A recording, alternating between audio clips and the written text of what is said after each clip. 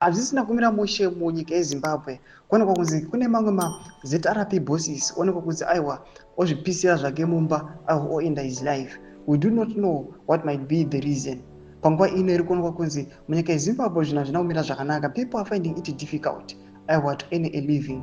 Panguva ino tichiona ma-infiltrations in the ruling party and the likes. Zvinhu zvinoratidza kuti people panguva ino munyika yeZimbabwe aiwa upenyu hwavo hauna kumira kuti tasa. Saka mina mashuka mulanjirwa panapa kuti subscribe like on the bell icon. Tipira panapa mukozwa vanobuda vachiposta vanyora vachiti tragic in another heartbreaking incident. 16 nota of Jeredzi police ended his life last night before setting the whole house on fire. Nota locked all the doors of his house. Everything in the house was reduced to ashes. His remains was later recovered in the house. Mashuka anobuda nyorwa panapa anosirisa ari kuonekwa kunzi aiwa pasari kunyange zvavo pasari pava awa nema-clear circumstances akonzeresa kuti aiwa this guy amise upenyu hwake.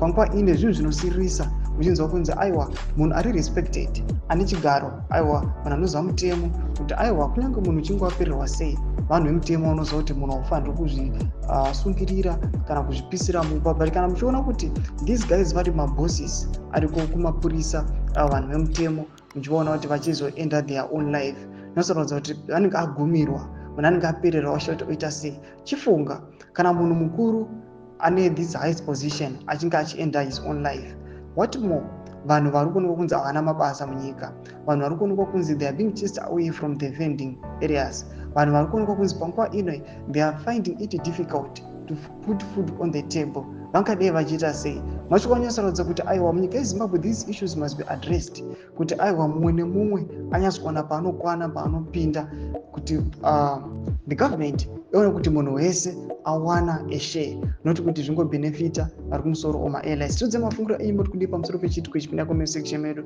Kunze mafungiro enyu, subscribe or like, turn on the bell icon.